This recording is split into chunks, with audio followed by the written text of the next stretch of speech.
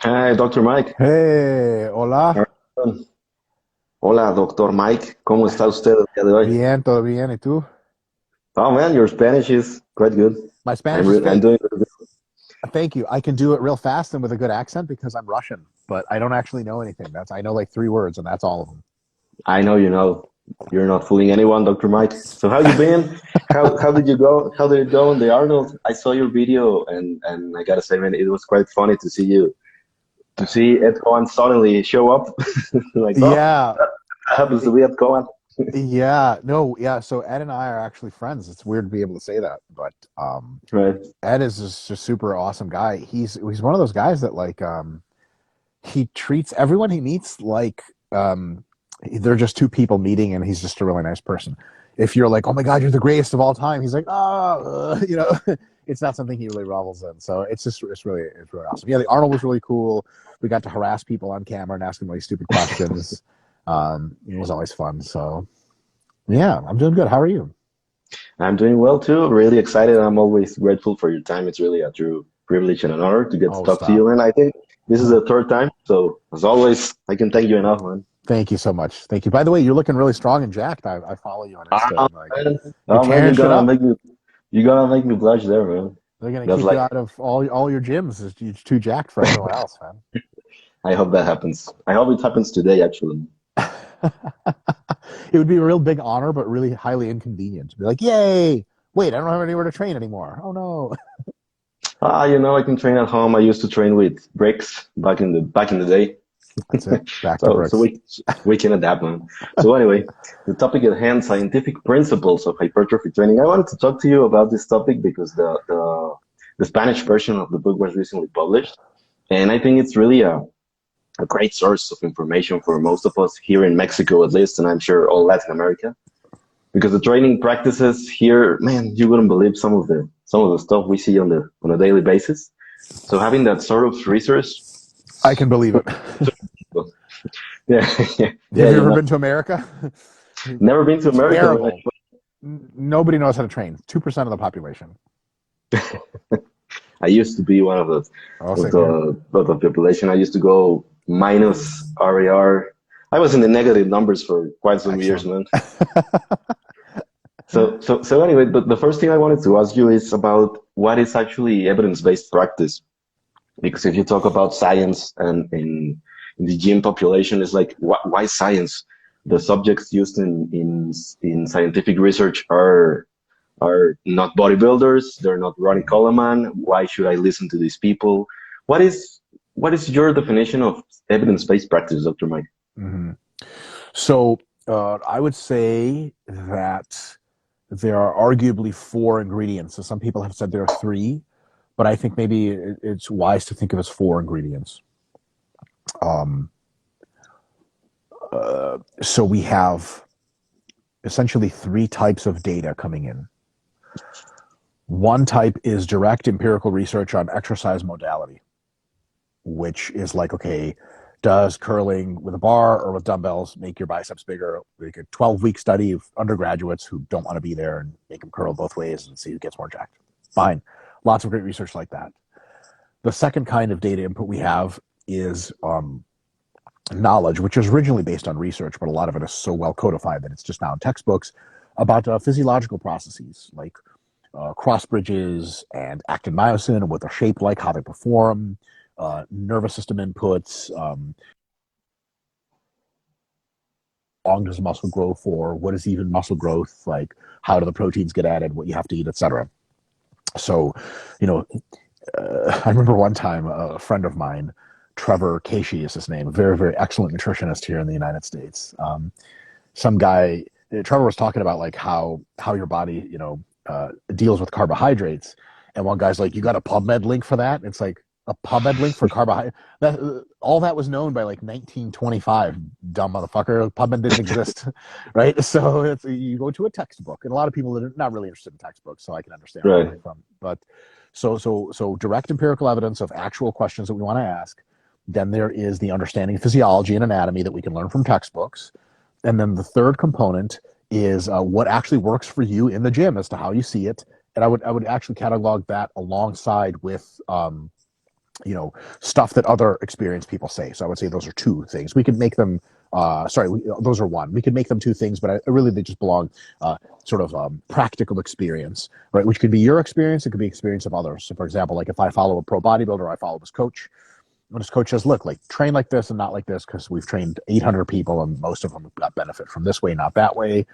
And, also in your own experience, like, well, what's better, leg press or hack squat? You can Google, go to PubMed, you can look up anatomy stuff and physiology of how the quads work, or you can just like try both of them for a few months each and see which one you like. And maybe the answer is both. Maybe the answer is like, well, for me, this one's better and the other's better.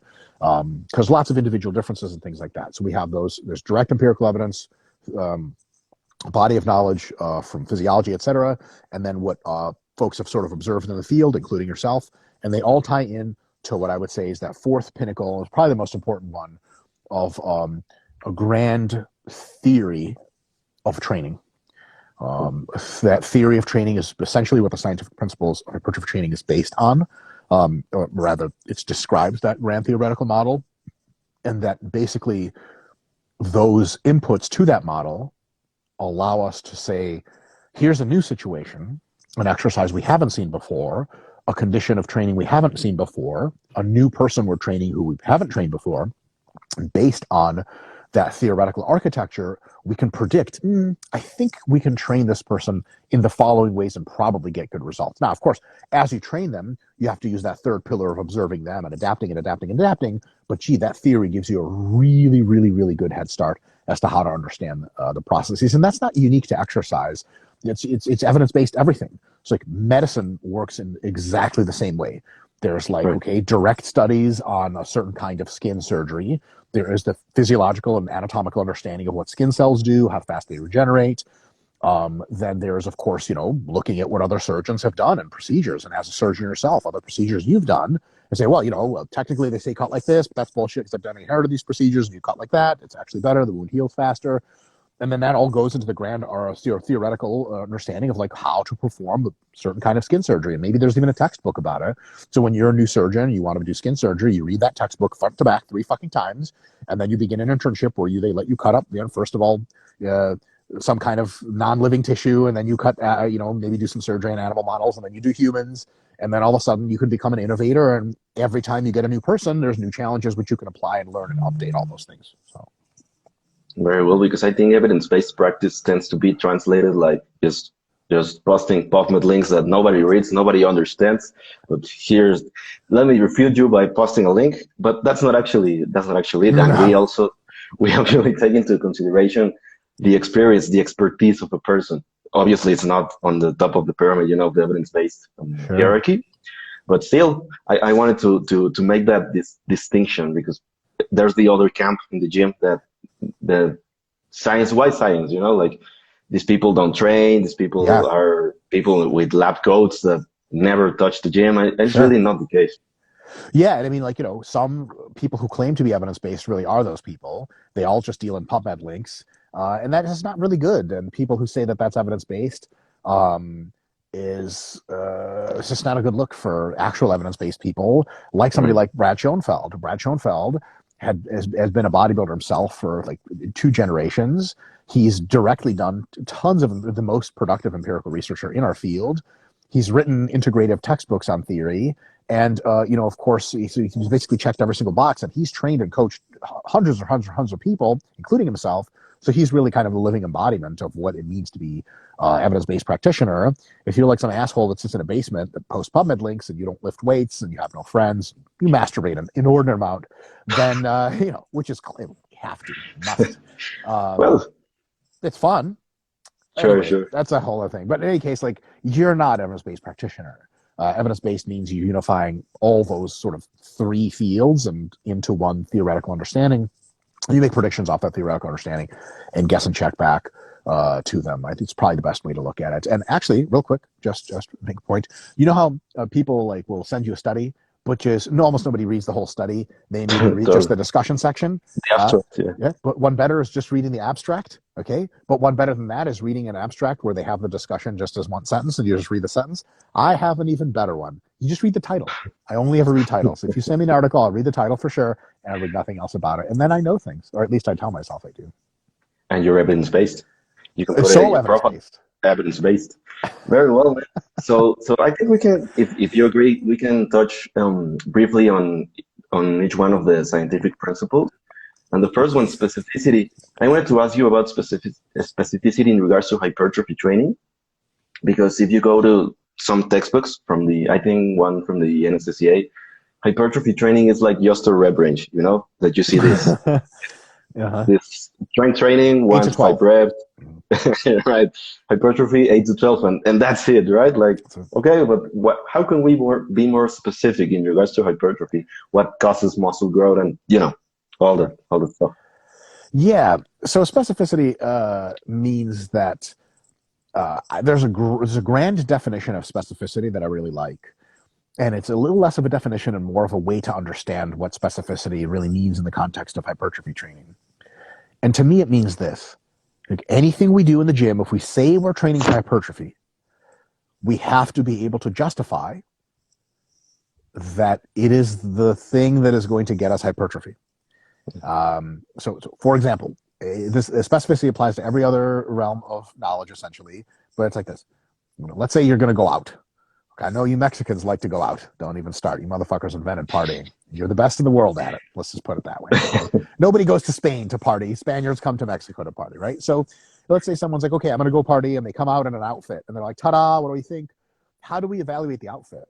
Well, we evaluate it really only one metric, like based on how what your outfit is, how much fun are you going to have partying, and how many problems are you going to get into. So, for example, if a girl comes out, let's say a girlfriend of yours, you're going out with her and the rest of your friends and her friends, she comes out wearing like 8-inch like spike heels. You're like, okay, club is like a mile walk. And she's like, okay. And you're like, you're not gonna walk in those, dumbass. Go change your shoes. That's it. We're not gonna have any fun. You can't dance in those shoes. It's stupid, right? So just the same way where your whole outfit has to make sense. You want to look good, but you also want to feel good. You don't want to get too sweaty. You want to know how hot is it in the club? Do we have to take a cab? Is it cold outside? And all those things end up making a sort of like kind of like a boundary level to outfits that fit. And there's hundreds of outfits that are great, but some just like it. If you want to wear like a fur coat, and I mean, if you're really on a lot of drugs, you could wear like an astronaut suit. But maybe that's like astronaut suit is out here. Specificity for partying outfits is over here, right? Totally. So same way for hypertrophy is what is methods and tools and exercises and rep ranges and everything have to check the box of this is our best guess at what will maximize hypertrophy. And that's really how you define specificity in hypertrophy. And it's a good definition because it's really easy to circle back and go, this thing that I want to do, is it good for hypertrophy? Okay, yes. Another question, is there something better for hypertrophy that accomplishes all the same goals? And if that, then I should probably use that. Here's a really good, more specific example, partying aside. People will say, do a hypertrophy program for legs.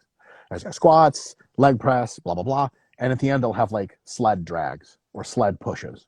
Mm-hmm. Yeah. I guess, like, why isn't it in there? They're like, well, it's like athletic and stuff. Like, okay. Like, how many sled pushes did Big Ramy do before winning the Olympia? And they're like, probably 0. Okay. What is the theoretical basis for including sled pushes? And they're like, it's good that trains the leg muscles. You're like, Does it have any centric component? No. Does it stretch under load? No. Can you quantify it very easily with steps? Also no. Why the fuck are we doing it? Like, there's 10 trillion other things you can do better for hypertrophy of the lower body. But people will say, well, look, it's just like you said, it's just a rep range, right? They'll say, well, it's training. It's for your lower body. It's training. And it can grow some muscle. But that's not good enough. Specificity tells us what's going to grow muscle the best from theoretical and practical application. And then we choose from within that a layer. So specificity is actually a really cool principle.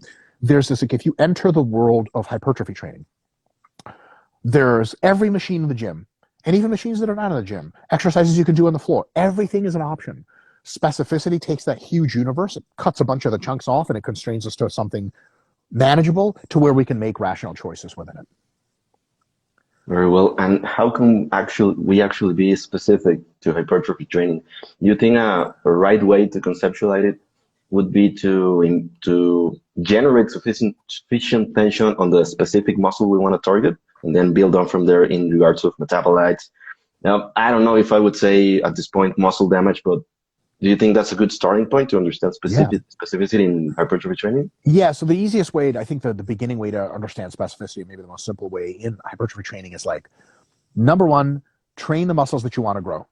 Because again, you would think that this is, well, it's redundant, duh, it's obvious, it's a rhetorical question.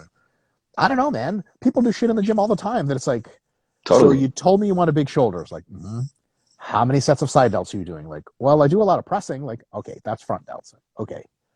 So you said you wanted side delts. So like, what are you doing? Oh, shit. I just like pressing. Like, okay, I know you like pressing, but really you have to do more of the stuff that you say you want to do. So target the muscles you want to target and impose a degree of stimulus on them, which is probably a disruptive, a high enough amount of tension that is also high enough in volume, et cetera, so that it can engage hypertrophy at least decently well. And then you're in the ballpark. So if someone designs a quad training plan that's like squat, hack squat, leg extension, that's not my favorite plan in the world. I can pick it apart at a very high level, but fundamentally, okay, man, specificity, it's very good. And a lot of times, other principles come in and take over where specificity leaves off. So in a kind of ironic twist, specificity is actually quite general. It doesn't tell you exactly what to do, but it sure as hell tells you what not to do.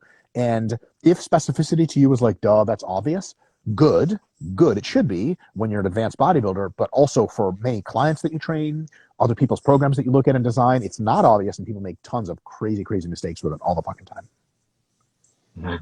Like in regards to the delt example, I see this weird exercise. I'm sure you've seen it. Like you're driving, and they do Uh-huh. Oh with yeah. a plate. Yeah. They Pretend want driving. to. Yeah, I mean, I just don't get that one. I find it really funny. They're gonna get really good at drifting, you know. Oh yes. Well, maybe that's really the goal, you know? But Yeah. but other than that, so overload. I think overload is one of the, I would say, misunderstood, because some people, myself included, used to understand overload as to having to do more just because every session, every week, every month, every mesocycle, have to do more. But how can we progress in hypertrophy training, in which hypertrophy on itself, it's a little bit difficult to measure? Specifically, if you have tools like bioelectrical impedance, well, it doesn't really work that well. If you have circumferences, if you have maybe access to a DEXA scan, hypertrophy tends to be a little tricky. So how can we actually ensure we're overloading for that specificity in hypertrophy? Yeah. So insurer is a tough ask, but we can raise the probability Right. to ensure that we're supplying an overload. I will say that's very good that you bring up the fact that overload. I think we all used to think of overload back in the day as you just put more load on the bar over time, and you get stronger over time, which certainly is a way to overload. But I actually we use the term overload because it's so it's very descriptive and it's a good term. It's not a great term, and it's sort of like it's ancestral. It's buried into our language, so we might as well use Yeah. it. But if I had to redo sports science nomenclature, I might call it stimulus, where like that's where really we're going is stimulus. Like overload is a very roundabout, very esoteric way of saying we just want to stimulate some fucking muscle growth, god damn it. And how do we do Like, that? Right. And so like, you can get into very interesting technicalities where it's something that is technically not overloading. For example, let's say you did leg press for 500 pounds for a set of 10 last week. And this week you do 500 pounds for a set of 8. But it's sort of technically not overloading, depending on how you view overloading, but it actually will cause a stimulus, just not as big of a stimulus as last time. And especially if you're a beginner or an intermediate, you probably will grow some good muscle from that, even though it's a step down. So I think it's good to conceive of overload less from because overload is a shitty term, right? One the reason is load is right in the fucking term. So yeah, how can you sure. criticize a beginner for being like overload? And they look at load, it's just like how much weight you're lifting. You're like, well, it's easy, you just lift more weight. That's one of the ways to overload, but really what we mean by overload is challenge the muscular system to signal an adaptive, like stimulate that system to give you more muscle, right? Stimulate adaptations. That's what we mean by overload. And That has two general conditions of overload. One is it has to be within the system's realm of sort of adaptive stress, within its limits. Like if you lift like half the volume you're capable of doing, especially if you're advanced, you're not going to see any growth. But if you lift 90% of the volume you're capable of doing, well, gee whiz, you're probably going to get something. 90% of the way close to failure, the last 5 reps, now we're talking overload. So it's basically picking all of the variables: load, how much volume you're doing, how close to failure you are, range of motion, and finding the limits, or at least the boundary layers of where in those choices adaptation is going to occur. So for example, the overload range for something like repetitions is anywhere between sets of 5 and sets of 30, right? And of course, we can have some debate. There's nuance. Those are soft boundaries, not hard boundaries. We can say so long as we're lifting hard, and there's another overload definition, close to 4 reps or away from failure, closer. Sets of 5 to 30 are hypertrophic. So what we do is we take all the variables that we know of and we define their overload ranges. And then all we have to do in training is make sure we're somewhere in those overload ranges and we're doing a good job. And the second essential condition of overload is one that develops over time. Generally speaking, wherever you were earlier, you should try to get a little better, move more into that range. So for example, if you're at 4 reps in reserve in the first week, maybe it's okay to repeat 4 reps in reserve in perpetuity and get good growth. It's probably a little better of a bet to go eventually to 3, eventually to 2, eventually to 1, etc. That's not the case for all the variables, but certainly is for some. We want to make things challenging over time. So a very simple way to say this is overload training is training that is difficult, that pushes your adaptive systems to their limits, and it gets more difficult over time. And so long as specificity governs where we choose that, then you would have a pretty good formula for how to make some muscle gains. Awesome. And I also wanted to ask your current opinion. I'm sure you remember your own paper in the mesocycle progression for hypertrophy. Please remind me. I'm sure you do, man. The mesocycle progression, set volume progression, and then the response from Brian Minor, Dr. Helms, and several others. What are your current thoughts on all that discussion? One of the key points that we actually talked with Brian Minor about it's the definition of progressive overload. That progressive overload, it's like something organic, like an observation of better performance in the gym, not a requirement. I'm sure I'm butchering it, but I'm trying to do my best here, man. Like you don't have to add weight on the bar to get stronger. You got stronger by the previous overload that you did. Do you recall all this discussion? Yes. Am I not confusing? No, that makes sense. Yeah. Oh, sure. So what is your current thoughts in your own programming? Do you tend to be more reactive, more proactive, a combination of both, all in the context of overload training? Mm-hmm. So I think especially if you're training very hard and you're very strong and you're pushing yourself, it has to be both. So clearly the dominant factor in overload is that the ranges of overload move up over time. Like it's because you got stronger that you now have to lift more to continue to get stronger. So the reactive part is the dominant force. However, some proactivity is probably a good idea if for no other reason than the psychological. When I do a squat with 400 pounds for a set of 15, 3 reps in reserve, if I want to make my best gains, I should probably do 15 reps next week with 420 pounds or something like that, or 405 pounds, then 410. But the way I feel about it is it's really fucking hard and I don't want to put any fucking weight on the bar. Can't I just have what is subjectively, experientially a very difficult workout? Here's a big problem with that. When you are sufficiently well trained, even maintenance training is experientially difficult for you. Like when I'm deloading and I'm high fatigue, my deload fucking sucks. Like I'm like, fuck, I have to do 300 pounds incline bench on my fucking deload. And someone like, if I do a set of 5, I could have done a set of 15. I do a set of 5 in a racket. Someone's like, how'd that feel? I'm like, it felt like fucking shit. Felt heavy. Felt like it was fucking me up. It feels stimulative, but it's not.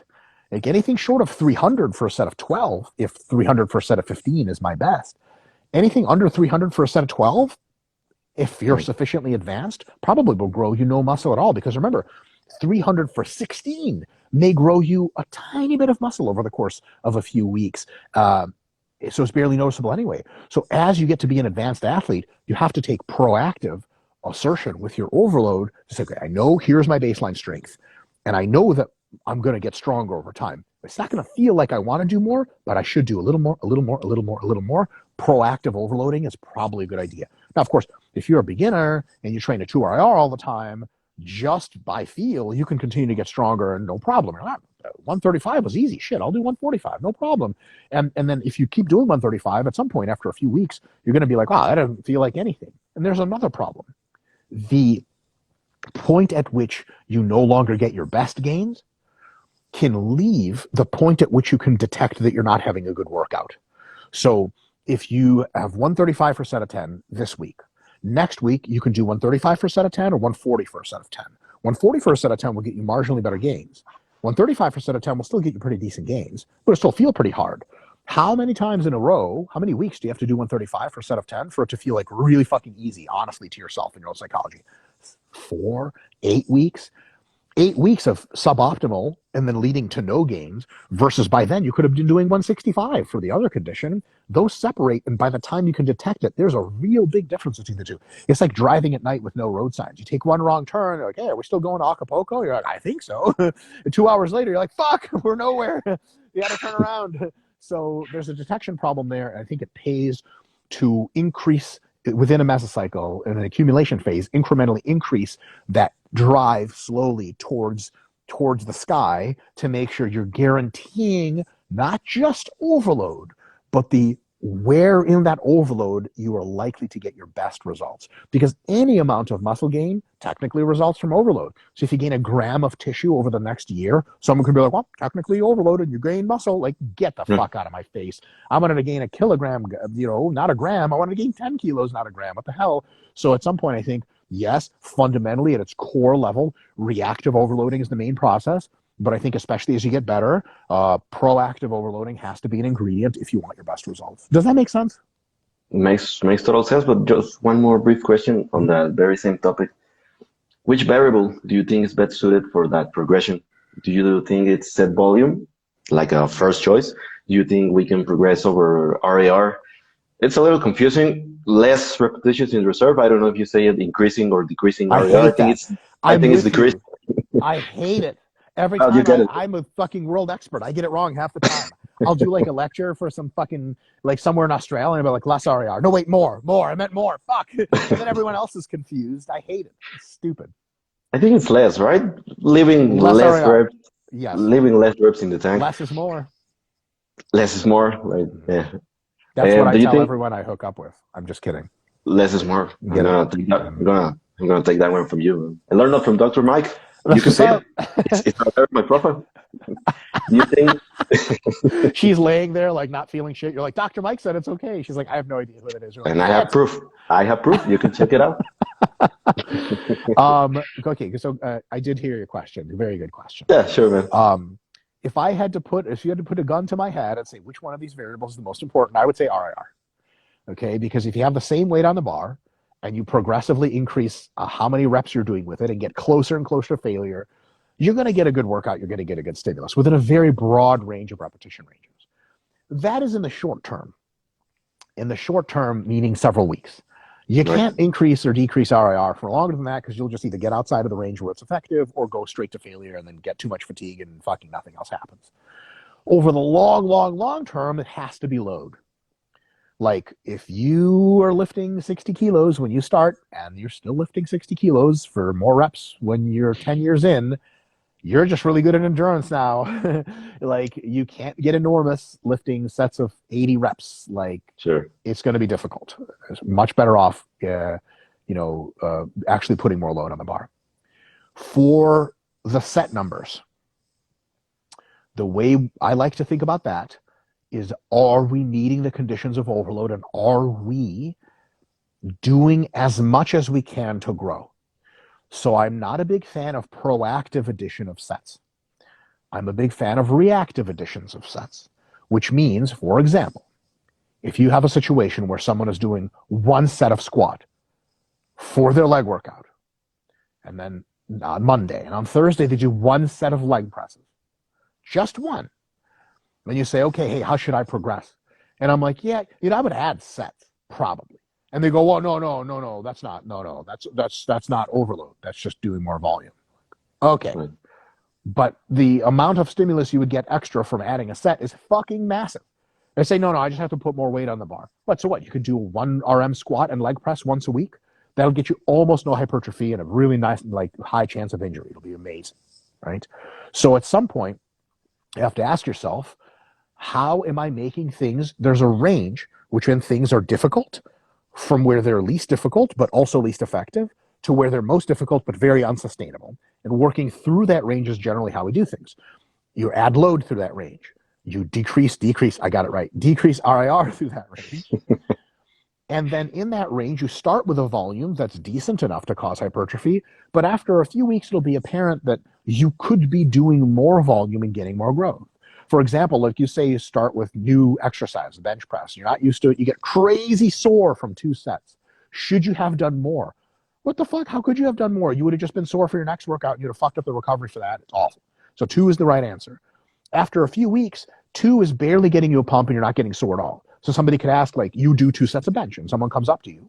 And a lot of the way I test my reasoning about exercise is like, I just imagine Asperger's-y kind of kid coming up to me in the gym and asking just really bold-faced questions you're not supposed to ask people and seeing if I can answer them. And he says, like, hey, why are you doing 2 sets of bench? Why not 3? And I'm like, well, you see, I started with 2. And he's like, why not add sets? And you're like, 'cause reasons. And I don't know. And the answer is, he's like, are you getting a pump? No. Are you getting sore? Is your recovery impeded? No. What do you think the literature is on hypertrophy with volume as that relates to, to growth? Well, generally speaking, if you can recover from something, the more volume you do, the more marginal hypertrophy you get. Like, okay, so why are you adding sets? I have no good answer to that, which is why I add sets. It's pretty close to that simple. If I can recover from it, and if it seems to be within the range of sets generally that human beings can benefit from, and I'm at the lower end of that range, if at some point I'm not receiving a sufficient amount of stimulus, as detected by pump and soreness and all those other things, then I add a set here or there until I'm getting a really good stimulus again. Your body gets used to stuff over time, and then adding is probably a good idea. This works in almost every other sport the exact same way. Like if you start doing boxing and you do 1 half-hour session of boxing twice a week, okay, half hour here, half hour there. At first, for the first few months, fuck man, you can get really much better at boxing doing that. How many pro boxers train half a fucking hour, except really hard? What? That doesn't make any sense. And also, even within the month, like let's say you had a fight camp from never boxing, fight in 3 months. Like you talk some shit at the corner store and now you're in a fucking boxing match in 3 months. Every week, your aerobic capacity and recovery ability expands like crazy. Your work capacity and recovery ability expands. So why wouldn't you add sessions? Well, you should. Why wouldn't you add time to each session? Start with 15 minutes, first workout. After 15 minutes of boxing, you're dead. Next workout, 20, 25, etc. Definitely don't add just like, oh, we're just going to add sessions for no reason. It should be auto-regulated. It should be based on your body's abilities and needs. If you're getting an unbelievable workout, it's the most you can do, it's the most you can recover from. Of course, don't add any more stuff. But if your workouts are pretty easy to get through, and theoretically, your competitors are doing double the volume and progressing, why wouldn't you add a little bit of volume? Works the same way in almost everything else. Very well. And just because we need to train, let's say, harder every week, every mesocycle, when does this has a stop, When do we need to manage our fatigue, or are we weak-minded people for not managing our fatigue? Right. Do I need to go all out? And I wanted to discuss the next principle, which is fatigue management. What is the need for let's say a light session, let's say a deload, let's say recovery phases? When do we know, and why do we need them? So it's annoying. It's annoying to have to need fatigue management. But fatigue management, and this is something we say pretty early in the chapter, fatigue management, the entire principle comes from an observation and realization that hard training really actually does 2 things instead of just 1. Ideally, hard training would only just make you more jacked, and that would be great, which causes stimulus and nothing else. In reality, hard training causes 2 things, at least. One is one is the adaptation. You actually get more muscle. And the other is fatigue. Parts of your body break down.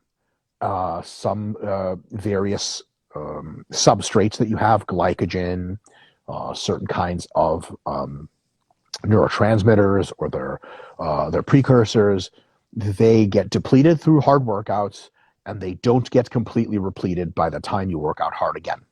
Now, we could design a workout system that completely recovered you between sessions, but that probably means we'd have to train once every week and a half or 2 weeks if we were going to train hard. And that means we're missing, because you've seen the literature on frequency. You can benefit from at least 2 sessions a week, probably more like 3 or 4 if you're maximally stimulating hypertrophy in most cases. So if you're training once every 2 weeks just so that fatigue can completely dissipate, you're making a really fucking big mistake, right? It's like the same thing of, like, let's say you're advancing an army through enemy territory, and you go, okay, so we got to refuel, and we got to have food resupplied, and we got to have medical equipment resupplied. So the fastest we're going to move the front lines is the speed at which our trucks that carry our set up hospitals, our field hospitals, they can drive. That's like 20 miles an hour. Your tanks can go 45 miles an hour. The enemy prefers you to go slower. So what do? Well, you go 45 until your tanks get close to running out of gas. And then your tanks set up a holding position, a defensive line, and then everything else comes up. And that's the fatigue management part, because some parts of you can progress faster than others. So your best pace of muscle growth requires you to train so often and so hard that your body's ability to fix itself degrades over time and it loses track, right? And then you have to take some time. When that fatigue climbs high enough, in the analogy with the tanks, it's like, we're going to run out of gas here. We don't have any food, no medical supplies. Where the fuck are we going to go from here? Like, that's what fatigue management is. It is a reconstitution of your body's ability to continue progressing. So one really cool way to think about fatigue management, because it is like fucking pussy, you don't need to fatigue manage. It's fucking lame. Like, you need to fucking go hard. Like, no, I get it. But we fatigue manage for one reason only. That is so that we can continue to go hard. Because if you don't manage fatigue, you're not going to be hitting PRs anymore. You're not going to be getting stronger anymore. You're not going to be getting bigger anymore. You're going to start to shrink. We're not in the gym to train hard. We're in the gym to get fucking jacked. Like, that's it. So training hard is just a tool to get jacked. And when we cannot train hard anymore in a way that makes us jacked because of high fatigue, we have to bring our fatigue down, which is laying things like deloads, etc. But once the deload worked, once your body has had time to fix itself because it's not so busy trying to train you anymore and recovering even more damage, it's set a kind of a blank slate for you to start pushing again, letting the tanks go 45 miles an hour again until they run out of supplies, and then we repeat the process. Right. Can we go blitzkrieg and win a Mr. Olympia? Just go all in, do our job, and that's it? Yeah, well, I think to potentially say something very politically incorrect, I think Putin just tried that in Ukraine and is failing miserably, right? Like go, and then there's no supplies. Like, oh shit, just kidding. Stop or keep going and just get destroyed.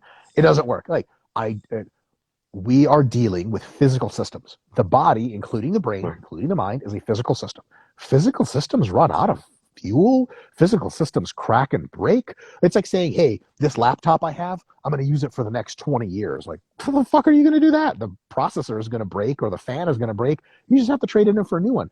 It's just a matter of fact, body's a physical system, training beats it up, and you have to have times where you reduce the intensity or volume of the training so that your body's finite recovery capacities don't have to fight that battle anymore, and they can turn to the rest of your body you fucked up earlier, fix all that shit, and when that shit is fixed, then you have some breathing room to push again. That's why one of the big reasons why humans sleep at night is because we fuck a lot of shit up during the day. Like, your eyes are unable to recover while working at the same time. Think about it. Like, you use your eyes for everything. The muscles are always on. Your eyes, like, interface with the world. They get all little scratches everywhere. One of the big things that happens when you sleep is you close your eyes and the shit fixes. Have you ever stayed up like 24 hours straight or something like that? Like a whole day straight?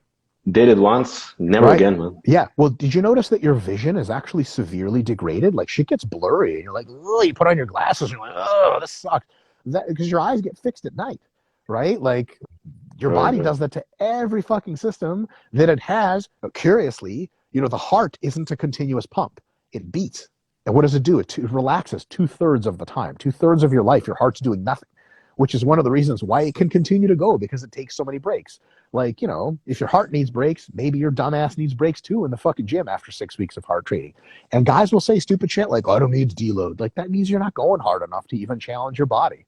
And then, like, that's, you know, that's very easy to explain. And for you personally, do you like to be more reactive or proactive in your own deloads? Let's say your performance has been significantly lower, or do you have, maybe based on your historical data, a certain number of weeks per mesocycle that you know you're gonna get there and fatigue is gonna catch up, or do you just go by ear? By here, I just listen to my muscles like, nope, they're still good. They tell you, man, you can put your biceps here and it will tell you. 100%. Yeah, I'm not very musically talented, so I probably hear the wrong chord or something and Oh, don't man. train. Yeah. So I will say that, okay, so there's definitely a really good discussion to have, probably not within the time constraints we have, about the Sure. trade-offs, you know, between autoregulated fatigue management and pre-planned fatigue management. But as we say in the hypertrophy book, and we actually have another whole book about this one chapter called the recovery book, Got recovery it, from man. training, it's called. Oh, sweet, yeah. Sure. Basically, what we're looking at is the best strategy, bar none, is a combination of the two. Because, like, having trained many times and having distinct goals, like, so for example, let's say you have a bodybuilding show, you can't go by pure autoregulation, because then you'll end up like deloading 2 weeks before the show. So what the fuck did you do in the last week? Sort of hard, sort of, but you need to kind of deload. But if you deload 2 weeks in a row, you start losing muscle and fullness and tone. You can really fuck yourself. So you're going to have distinct timelines that you have to hit. Here's another one. You're going on vacation with your family in 5 weeks, and the gym doesn't have, there's no gym. The hotel gym sucks. What are you going to do? Have your peak week in the fucking hotel gym with a one dumbbell and one broken treadmill? No, you're not going to do that. So there is some pre-planning that is super, super helpful. But Right. the way I like to think of it is the pre-planning sets the stage, and then at the margins, auto-regulation chooses how you apply it. You can bend it a little bit. So for example, let's say you plan on going for 5 weeks of accumulation, harder and harder training. You're having a real awesome time. You're getting tons of sleep, tons of food. Things are going better than you thought. And at the middle of week 5, you're like, dude, I could fucking go forever. I have fucking laser eyes. I can kill Superman with a thought. Sweet. Add another week, 6 weeks, no problem, if your schedule allows for it. Versus the other thing where you plan to go for 5 weeks, but it's like 4.5 weeks in, you're just like, I'm going to die if I try to get to 5 weeks. Then you just cut it off and deload right there. So yeah, you should have some understanding of how long you can go. And then auto-regulation tells you maybe a little sooner, maybe a little later. Awesome, man. I think I'm gonna skip on SRA because, well, kind of overload and fatigue management. Yeah. I definitely take care of that one. But in regards to variation, it gets kind of conflicting because doesn't variation directly violate the principle of specificity? How can we establish some variation for hypertrophy when we need to be specific, you know? Yes. Yes. So I think that variation, always and everywhere in proper sport science, uh, is within the constraints of specificity, because specificity is more important. There's a very easy analogy here to make with foods. Because if someone has to tell you, okay, your diet is lean meats and whole grains for this meal, only lean meats and whole grains, you go, okay, can I have ice cream? You're like, well, that's neither lean meats or whole grains, you fucking idiot. The answer is no. Like, okay, but so I only eat rice and steak. Well, no, you can eat fish and chicken and turkey and pasta and whole grain bread. Those are all variants, but they both check the boxes. They stay within that confine of lean Right. meat and whole grain. So just the same way that, you know, you have to have high SFR exercises for specificity and overload and fatigue management, variation says, okay, well, there's like 5 great high SFR exercises, and some of them, the SFRs will rise and fall a little. You should pick the top ones, but also you don't ever really do one exercise. Hey, can you imagine? And this is bar none one of my least, what's it called? Least favorite questions is, if you could only do one exercise for legs ever, what would you do? Get the fuck out of my face is what I would do for legs. Like, what are you talking about? Are you stuck on a fucking desert island? I wouldn't even train legs. I would try to get off, right? And I mean get off sexually. I don't mean get off the island. In any case, I knew it, man. I suspect. I set that one up. Come on, you know what? You're on the island. There's nobody around. You might as well jack off. It's Why always not? good to Let's like have a clear state of mind before you plan. sure relax, man. Being cool, being Yeah. I Sand in go your along with dick, that. and then it's all really downhill after that. So, luckily this is IG Live, so I hope there's no censorship.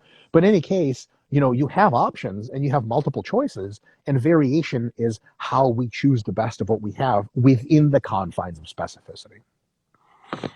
Right. And just to keep it going, man, phase potentiation. In regards to that one, I wanted to ask you, what is the current state of the literature in regards to periodization for hypertrophy? And Renaissance periodization gets kind of ironic, But do we do we and you do have a video on that one on the YouTube Mm-hmm. channel.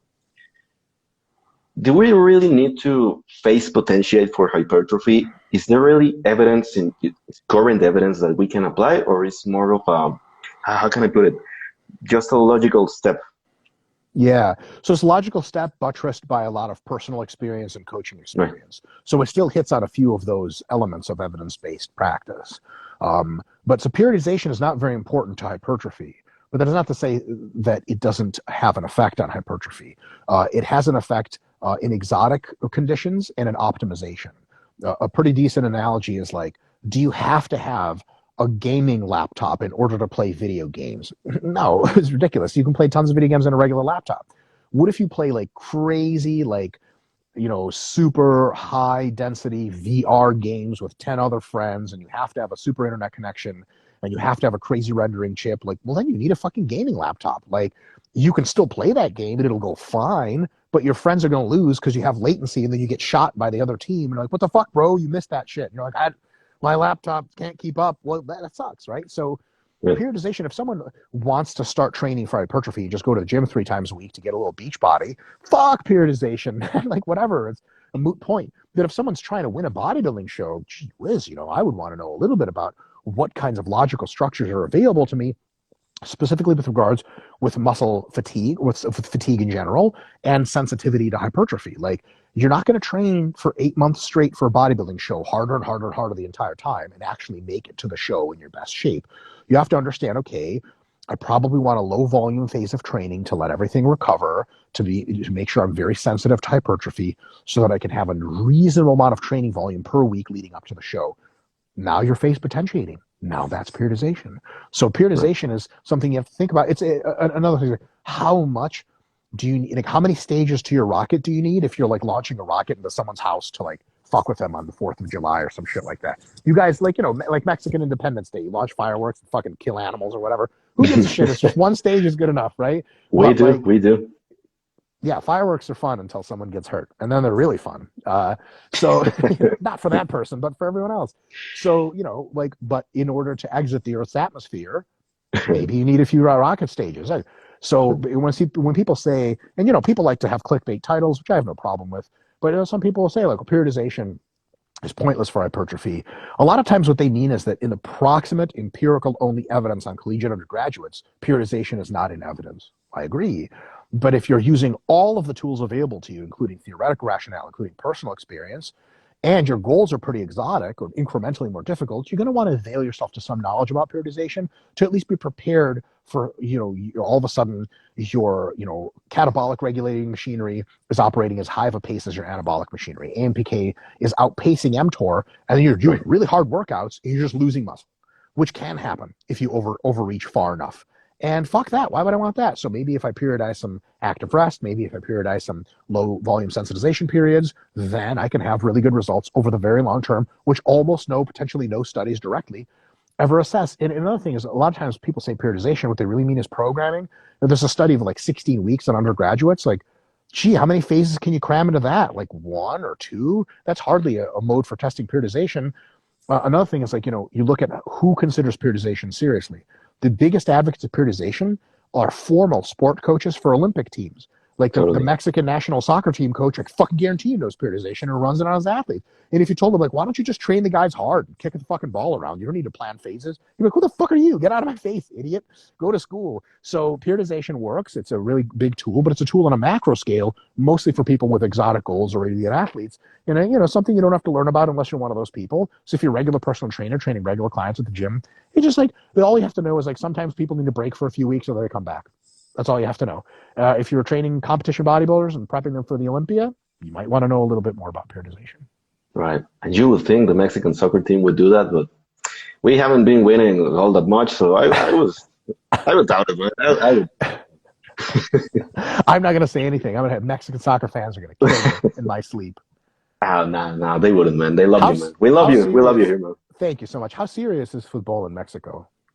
Really serious. It's Oh shit. like either you play soccer or you play soccer in Mexico. It's like you're not born with an option, you know? Right, for You sure. you have to like soccer. But Yeah, anyway, yeah. so if you like bodybuilding, get ready to be an outcast, to be a pariah of the whole A system. jacked outcast though.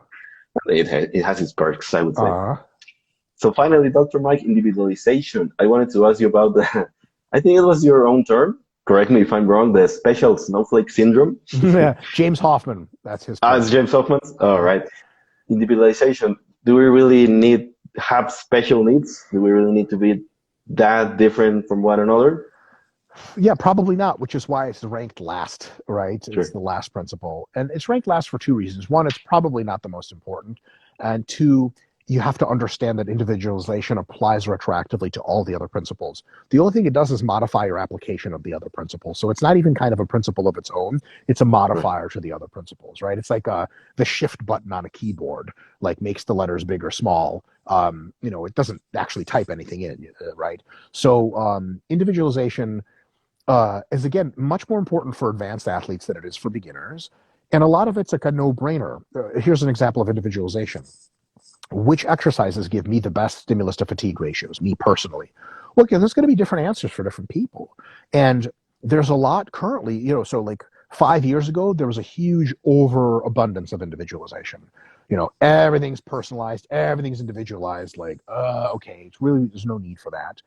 But Right. now there's this trend of like biomechanics in huge Oh, I've in seen it. huge Sure. quotes, and they're like, this is the optimal exercise for your triceps. Like, for whose triceps? Because some people, if you're remotely familiar with the literature, anytime you have an intervention, there's people that do average, there's people that lose muscle on it, lose muscle working out, and then there's people that gain double the muscle of everyone else.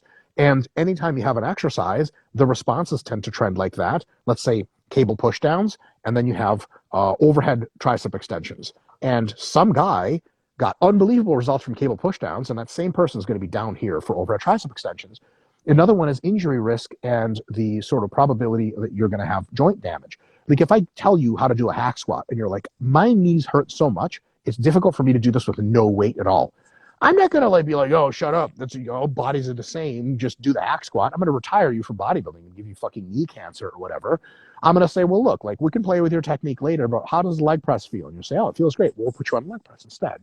So individualization doesn't actually is not a principle in and of itself in a big way. It just modifies all the others. You have to understand the basics apply to everyone. The basic theory applies to everyone, but things like specific exercise choices, specific volume landmarks, my MRV may be very different from yours, specific responses to training frequency. Here's an example of a physiological reason why individualization could be a big deal. Some people's muscles heal at different rates and their joints heal at different rates. So if you say, hey, train 3 times a week, for one guy, that's like fucking amazing. For another guy, that's not enough. He could heal 4 times a week. And for one guy, everything after the second session is just joint damage, joint damage, joint damage because the muscles are healed, but the joints aren't. So you have to have some individualization there to adjust the program to apply as well as possible to the individual. It's like, uh, is good food good food? Yes. But when you show up to the restaurant, there's like 10 menu items at least, and then you pick whichever one's your favorite. It's all good food. The chef's all really good. The basic principles to make the food is great. But, it's not all the same, and different circumstances call for slightly different modifications. Very well. So just to finish off, I'm sure you get it. To finish off, could you give us some really brief evidence-based recommendations to train for hypertrophy? Fuck. It's the most general question As ever. as no man, I'm sorry for that one. I suck for that one, but I had to, man. You I had had to to. ask. Um, yes, go to an island, middle of nowhere, whip out your dick because nobody's watching. Yeah, so generally you want to train between 2 and 4 times a week for the same muscle group. You want to do between roughly 3 and 10 working sets per workout, an amount that gets you sufficiently pumped, decently sore, but lets you recover next time. You want to do mostly sets of 5 to 30 repetitions. You want to train between 3 or 4 reps in reserve, all the way to 0 reps in reserve or something like that. And you're going to, progress in load and or reps to continue to drop RIR until you get really tired. 4 to 8 weeks later, you won't be able to hit any more mini strength or rep PRs. And then you deload, which means take basically all of your volume and intensity, everything, cut it roughly in half for a week, sleep a lot, eat a lot, recover, and then repeat the process. And I would say that's, and as far as exercise selection and stuff, whatever exercises stimulate your muscles as they're supposed to be, as a combination of isolation and compound movements, generally speaking, with full range of motion, or at least accentuated in the bottom part of the stretch position. Awesome, man. And again, sorry for the last one. I had to take the opportunity, man. You see it, you have. Yeah. So, Dr. Mike, as always, a huge privilege. I'm always starstruck when I have that little screen of you. It's like, it's Dr. Mike. And I'm talking to Dr. Mike. It's really cool, man. You need to hang out with more famous people, dude. I ain't shit. You're the famous here, man. Oh, please. Imagine meeting The Rock. Can you imagine what it would be like to meet The Rock? I don't know, man. I would say, well, you're The Rock, but you're not Dr. Mike. That's what I would say. He's like, who the fuck is Dr. Mike? You're like, I don't know, man. We started on the wrong foot. I can show you. I can show you here. Boom. You can hear him say, you can have some advice for hooking up. What about this? Okay, you're on a plane and you're sitting next to The Rock, and he's like, who's Dr. Mike? And the Wi-Fi is not working. What do you do then? I will make my best impressions of Dr. Mike, man. Wow, that's really good. You're like, I'm an idiot full of shit. It's like that. I would try my best at a Russian accent, but I would suck at it, man. I would suck at it, but I would try. I can assure you that. Okay, we have like 1 minute. Can you do an American accent? I'm absolutely fascinated with Mexicans doing an American accent. An American accent? Oh my God, it's that Starbucks news. I don't know, man. That was great. I think you get a plus. It was really good. Oh my God, has to go there. Can you make an impression of a Mexican accent? Oh my God, that's actually kind of fucking like racist. I'm gonna get canceled for that shit. Yeah. Hola, me llamo Miguel. Yo vivo en los Estados Unidos. Well, with the Miguel name, you got it right, man. Easy. It's too easy. We have millions of Miguels, millions of Luis. It's like, I would say it's like Jack. Yeah. It's like Smith, last Jack, name Smith. John, Matt, Kyle, Kevin. That's most 50% of the United States. Those are the ones, man. So I don't want to take any more of your time. It's always a pleasure. It's always a privilege. I hope you're here sometime soon in Mexico. You're more than welcome. Yo, I'm trying to get. Oh, actually, fuck. My wife and I are going to be vacationing in Mexico in a few months. Man. But sure. That's just for the wife and I. So if I see anyone I notice from the internet, don't even talk to me, bro. I'm on vacation. I'm just kidding. Come up and say hi. Worry not. I don't know. Family time. You have to respect it. Awesome. Alrighty. I'll talk to you. Always a pleasure. Peace, man. Cool, man.